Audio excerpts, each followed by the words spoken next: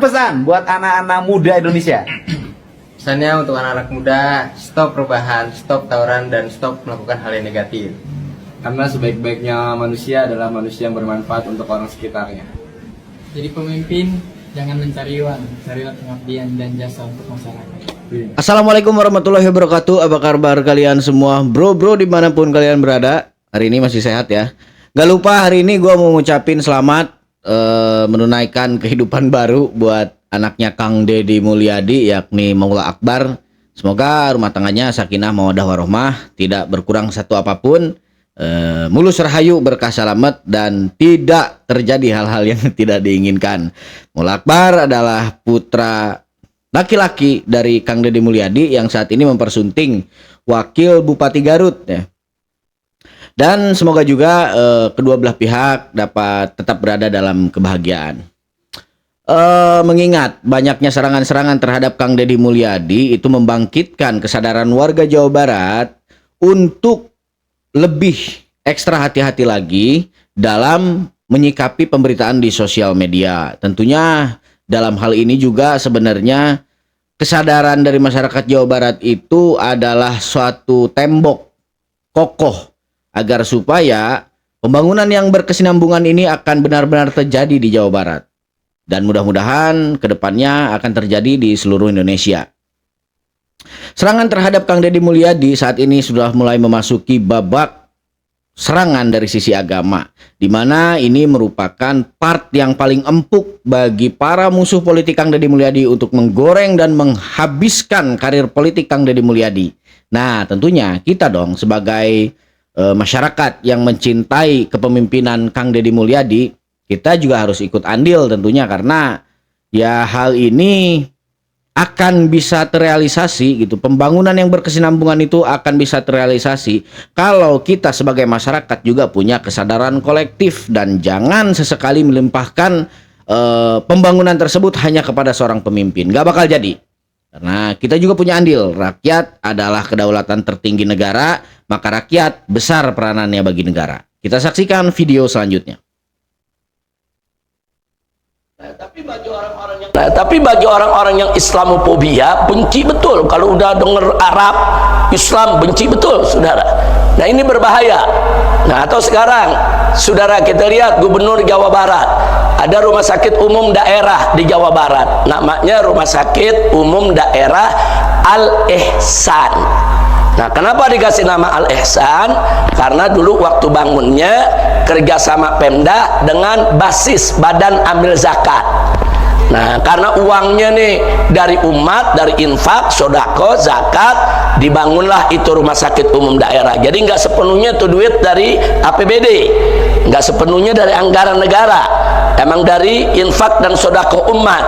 Nah, maka itu pengurus basis kompromi dengan Pemda dulu, ya udah kalau gitu kasih nama Al-Ihsan. Nah, saya mau tanya, bagus gak itu nama? Bagus, tapi ada yang gerah. Nah, tahu-tahu gubernur sekarang minta ganti dengan welas asih. Saudara, kita nggak katakan welas asih itu jelek, tapi ada urusan apa Al-Ihsan diganti dengan welas asih? Kalau gubernur mau bikin rumah sakit baru, kasih nama welas asih, silakan. Bikin rumah sakit baru, namanya Rumah Sakit Sampurasun, silakan. Bikin rumah sakit baru, namanya Rumah Sakit Welas Asih, silakan. Aja, ntar Kang Deddy Mulyadi beneran nama rumah sakit, ngasih nama rumah sakit baru Sampurasun, ente malah marah lagi gitu. Yang udah-udah juga kan ya beliau ini ya yang menghina panggilan salam orang Sunda dulu kan pernah beliau berkata Assalamualaikum diganti jadi Sampurasun gitu ya. Arti kan hal itu pernah dipermasalahan juga sama beliau gitu. Kenapa beliau selalu membuat standar ganda gitu dalam narasi-narasinya. Jadi ya inilah manusia itu yang nggak bisa hanya selalu mencari pembenaran, karena baik siapapun itu, ulama ataupun bukan, manusia biasa ataupun manusia berilmu, pasti pernah melakukan kesalahan. Karena ya sekali lagi, kalau kata video-video yang bersebaran di TikTok dan juga akun media sosial lainnya, namanya juga kata manusia, boy, bukan nabi, yang pada akhirnya bocah itu juga langsung ditempeleng kan. Tapi ya kalau ngomongin masalah merusak ya kan, katanya beliau tadi ngebahas ini bakal ngerusak katanya. Ini bakal buat rusuh katanya. Ya bukannya Habib sendiri yang sejak dulu buat rusuh di Indonesia. Gua agak kagok bre mau ngebahas dia ini ngeri. Karena ya lu tau lah gitu masanya banyak banget gitu. Jadi tapi ya gue tetap hormat kepada beliau sebagai keturunan Nabi ya. Gue tetap istilahnya menghormati beliau gitu. Cuman ya kalau narasi yang salah juga ya masa gue mau ikut salah gitu kan, karena hanya dengan alasan beliau cucunya Nabi gitu kan. Kita tetap punya benar versi kita sendiri gitu kan, yang memang kebenaran kita juga yang berdasarkan kebenaran Nabi. Sekarang kalau mereka menganggap bahwa Kang Deddy Mulyadi ini Islamofobia, itu kan artinya mereka beranggapan bahwa Kang Deddy Mulyadi anti-Islam. Nah gue mau tanya gitu kan, kebijakan Kang Deddy yang mana gitu yang nggak berkenaan dengan ajaran Islam? Infrastruktur ditata gitu kan, bukankah itu memang Islami gitu, hal yang seperti itu? Karena di dalam sejarah gitu kan Umar bin Khattab pernah berkata bahwa ada satu saja keledai katanya kan, yang kalau kata orang Sunda mati jalikeuh gitu kan, ataupun keledai tersebut itu jatuh gara-gara jalan yang berlubang, maka dosa kepada pemimpin yang ada di wilayah tersebut gitu kan. Itu hanya keledai, apalagi manusia gitu, sampai banyak yang celaka, sampai banyak yang jungkir balik gara-gara jalan jelek selama ini kan, apalagi di Indonesia gitu kan, banyak banget lah, di semua provinsi pasti ada gitu daerah-daerah yang memang jalannya parah banget gitu. Nah itu kan artinya itu baik loh gitu. Jadi kan Islam itu mengajarkan kita kebaikan. Jadi segala hal yang berbentuk kebaikan, yaitu berarti orang tersebut melakukan hal yang sesuai dengan ajaran Islam gitu. Jadi Islam itu jangan dilihat hanya dari namanya saja gitu kan. Jangan memandang Islam, keimanan seseorang itu hanya dari penampilannya saja. Jangan hanya memandang keislaman seseorang itu hanya dari perkataannya saja gitu kan. Ada orang yang fasih bahasa Arab tapi dia Kristen. Jadi bahasa itu bukan patokan ya. Jadi bahasa itu bukan patokan. Kalau Habib Rizik berkata bahwa ada apa urusannya Anda dengan bahasa Arab loh, kita juga patut dong bertanya, apa urusannya Anda dengan bahasa Sunda? Ada apa gitu? Ada masalah apa Anda dengan bahasa Sunda? Nah itu aja gitu. Artinya ya kalau orang Arab marah gitu karena Rumah Sakit Al Ihsan diganti jadi Welas Asih, yang notabene tadinya jadi bahasa Arab diubah menjadi bahasa Sunda, ya orang Sunda juga patut marah dong ketika orang Arab mempermasalahkan gitu pergantian nama itu. Itu. Jadi itu hanya sebatas nama gitu. Yang penting kan esensinya. Kenapa Kang Deddy Mulyadi merubah Rumah Sakit Al Ihsan menjadi Rumah Sakit Welas Asih? Yaitu karena mungkin Kang Deddy merasa bahwa dia harus merubah nama rumah sakit tersebut. Entah ada histori apa, mungkin ya kita juga suatu saat akan tahu gitu alasan Kang Deddy Mulyadi. Yang jelas rumah sakit tersebut pernah tersandung kasus korupsi di dalam manajemen pengelolaannya. Jadi ya itu hak prerogatif gubernur sebenarnya, seperti apa yang dikatakan oleh Kang Ono Surono yang selama ini menjadi oposisinya Kang Deddy Mulyadi. Dan memang tugas Kang Ono Surono sebagai dewan ya seperti itulah gitu. Dia memantau kinerja pemerintahan eksekutif. Saudara, kenapa yang sudah ada uang dari bantuan umat kok diganti dari Al Ihsan ke Welas Asih? Kenapa? Karena dia nggak suka tuh kata Al Ihsan. Dianggap ini Arab ini bau Islam ini Arab. Kenapa mesti Al Ihsan? Jangan disamakan Islam dengan Arab ya. Terus kalau memang Islam itu Arab gitu, ya apa kabar sama orang Nigeria gitu yang kebetulan beragama Islam gitu?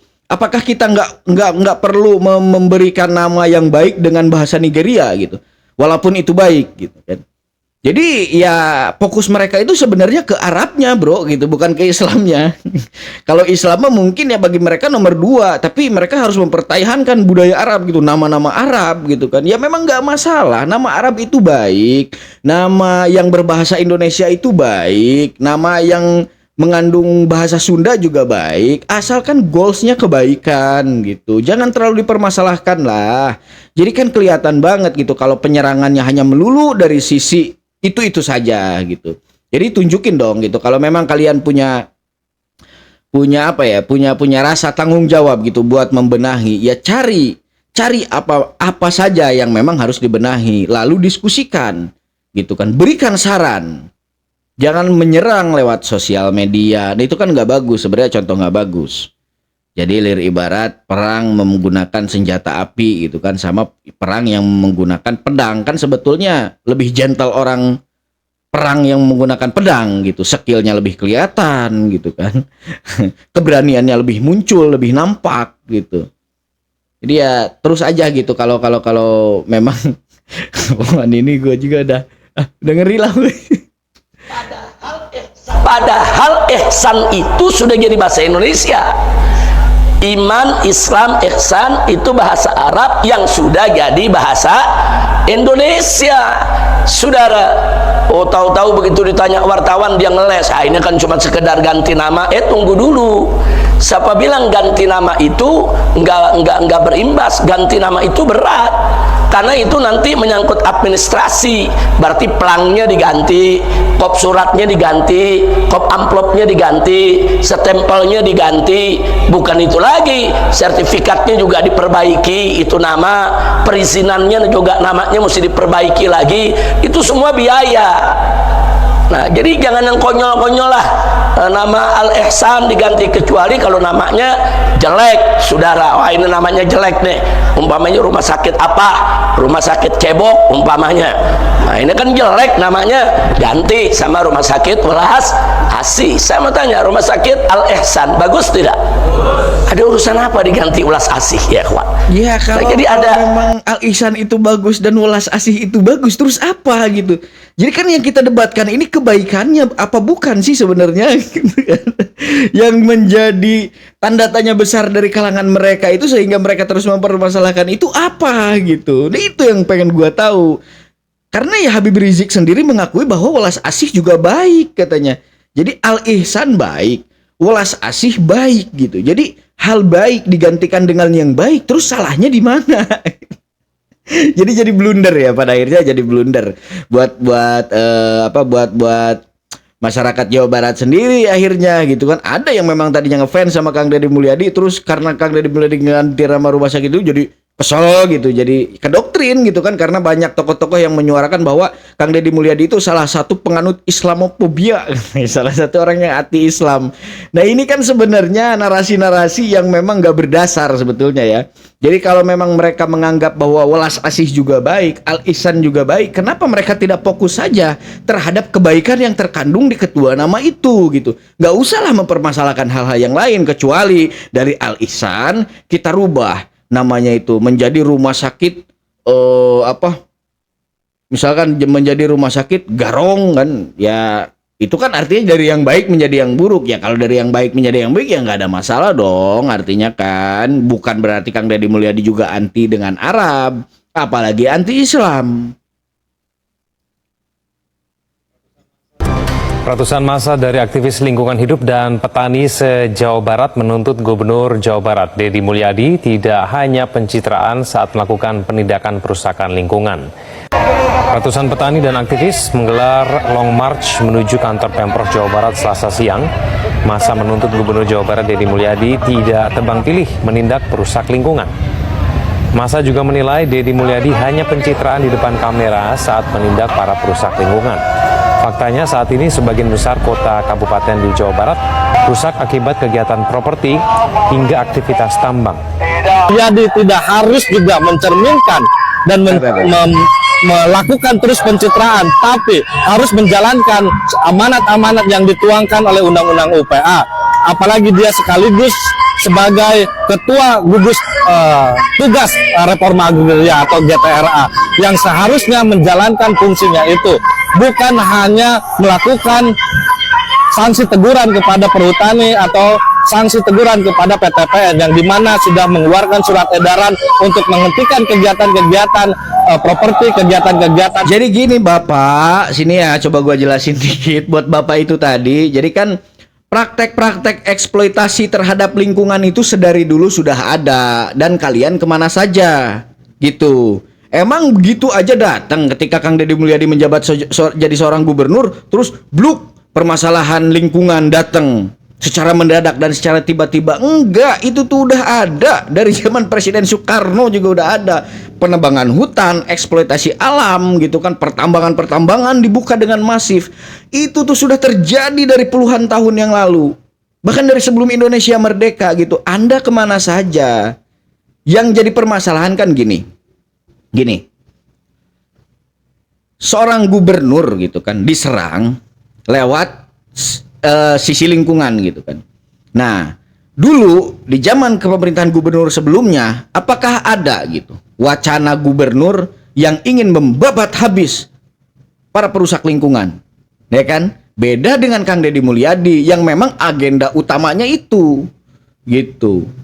Kalau memang nggak ada tindakan sama sekali dari Kang Deddy Mulyadi, oke lah, gitu, oke lah. Ini kan upayanya sudah ada, penanganannya sudah ada, tambang-tambang mulai ditutup oleh Kang Deddy Mulyadi. Jangankan yang ilegal, yang sudah legal saja kalau tidak mau mengikut peraturan pemerintah Jawa Barat ditutup.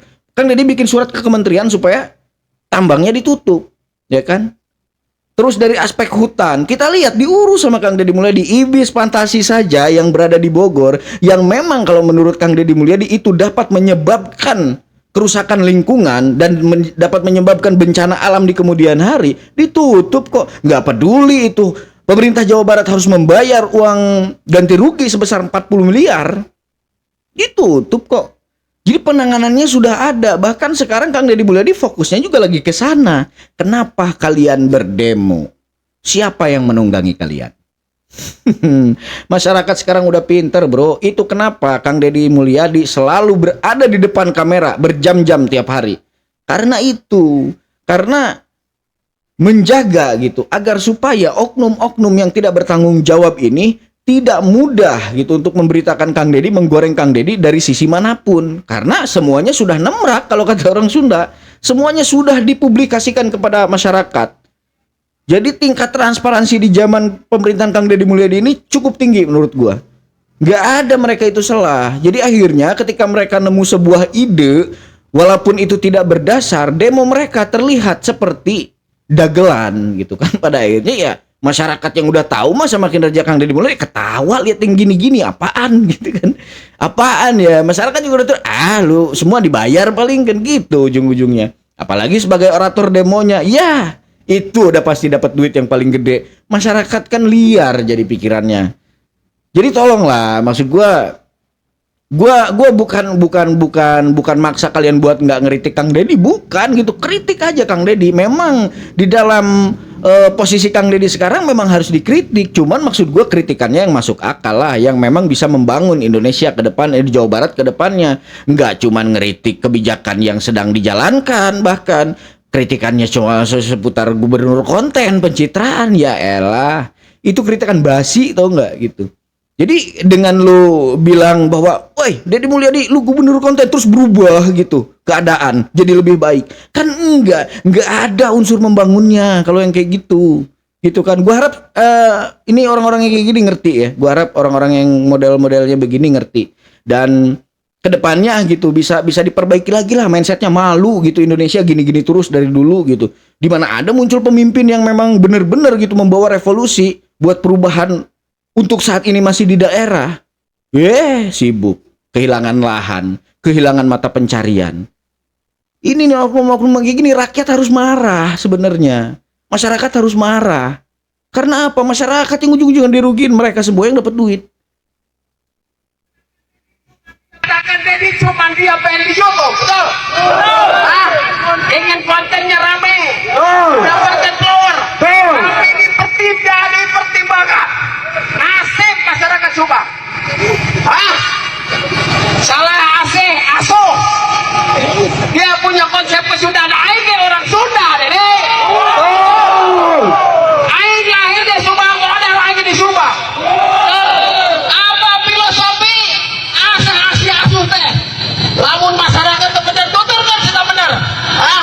Ya minimal cukur rambut dulu lah. Maksud gua gini bro, ya sekarang mah realistis aja lah. Yang lu suarakan itu apa? Membawa kepentingan siapa? Jangan terus, rakyat yang mana masalahnya? Gitu loh maksud gua. Setelah Survei membuktikan 95% lebih masyarakat Jawa Barat puas terhadap kepemimpinan Kang Deddy Mulyadi, dan lu masih teriak-teriak nggak jelas kayak gini, dan lu juga sebenarnya nggak tahu sih lu orasi itu yang lu suarakan apa. Ini jangan sampai banyak lah gitu ke depannya orang-orang yang kayak gini gitu. Akhirnya masyarakat geram, ngeganggu kerjaan orang gitu kan. Yang sebenarnya ya lu juga ya cuman bisa menikmati itu sesaat doang gitu. Udah nggak bakal berkah, gue yakin gitu.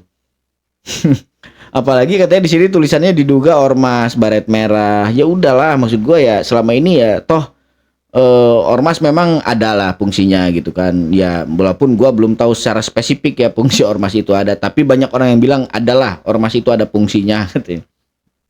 Terserahlah mereka mau nganggap fungsinya apa. Tapi kan gue juga ngelihat gitu dengan mata telanjang gue bahwa ya banyak juga sih ormas yang menindas masyarakat gitu, kayak pedagang-pedagang kaki lima di jalan gitu yang sering mereka palakin. Gue yakin kalau pentolannya sih enggak, cuman kan kroco-kroco di bawahnya ini nih yang memang nganggur banget gitu, nggak ada kerjaan, dan mereka ya gantungin kehidupan mereka dari hasil malak gitu. Ya udah, ada yang kayak gitu itu oknum lah, gue sebut di sini oknum ya.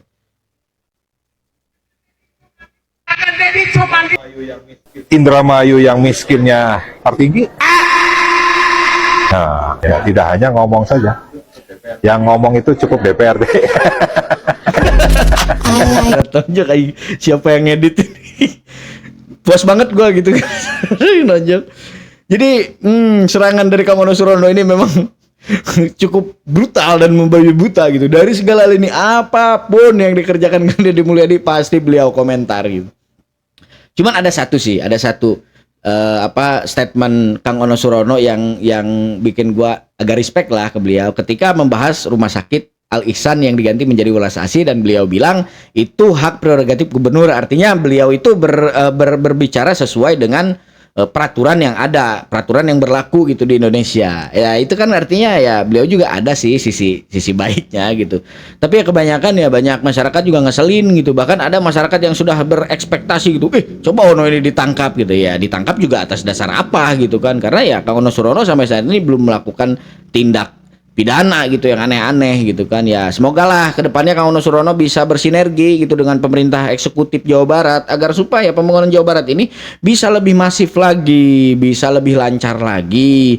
Kalau selalu dan terus-terusan menghambat gitu, ya rakyat juga kan artinya jadi bertanya gitu, ada apa sih dengan Pak Ono Surono gitu.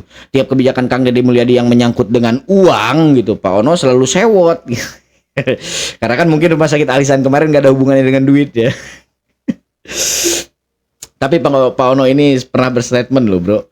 Gue pernah nonton videonya ya, kalau nggak salah pernah gue review juga, pernah gue reaction juga di video-video gue sebelumnya. Katanya jadi anggota dewan itu katanya berat, katanya karena nggak pegang duit.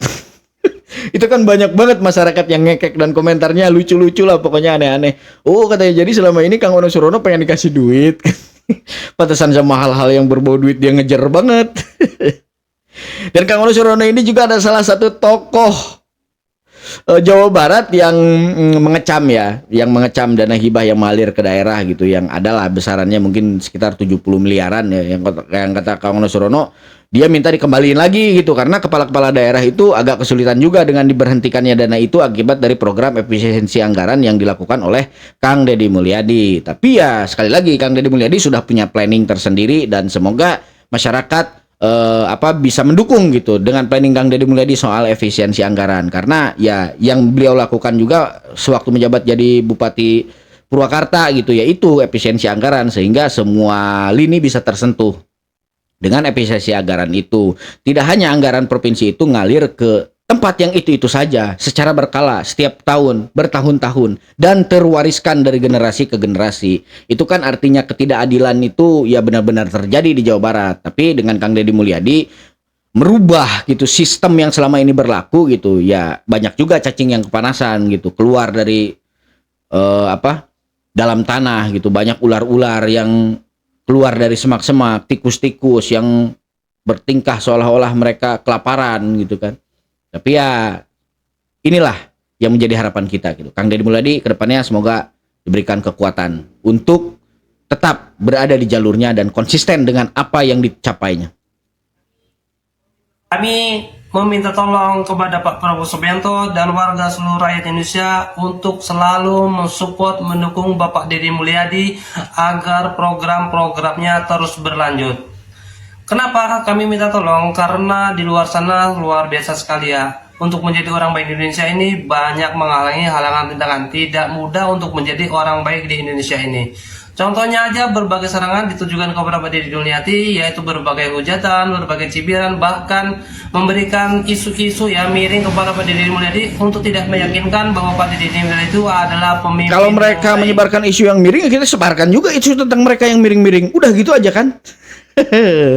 Jadi kita juga sebagai masyarakat jangan sesekali gegabah gitu untuk menyaksikan pemberitaan di sosial media. Ya kita juga balas dong gitu. Kenapa kita harus takut gitu? Mereka menyebar isu buruk, isu negatif terhadap Kang Deddy Mulyadi, ya kita juga balas gitu. Jangan selalu merepotkan Tuhan gitu yang harus ngebalas mereka. Kita juga harus turun tangan dong gitu. Makanya gue selalu ngajak ke kalian semua, ayo kita aktif di sosial media, karena ya sosial media inilah yang menjadi senjata utama para munafik-munafik dan bajingan-bajingan politik yang selama ini ingin merusak negeri kita.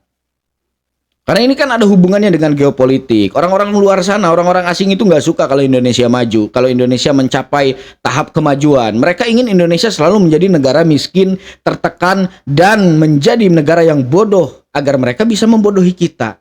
Itu proyek besar gitu, proyek besar elit global lah intinya. Karena Indonesia ini kaya, Indonesia ini seksi gitu di mata mereka. Jadi mereka ingin datang kepada kita untuk mengeksploitasi kekayaan alam kita lalu dibawa ke negaranya. Akhirnya ya yang dikeruk kita, yang kaya ya mereka gitu. Jadi balik lagi gitu, mereka menerapkan sistem-sistem di negara-negara yang mereka ingin eksploitasi. Akhirnya kan karena mereka sudah masuk nih, sistem mereka sudah masuk ke negara kita.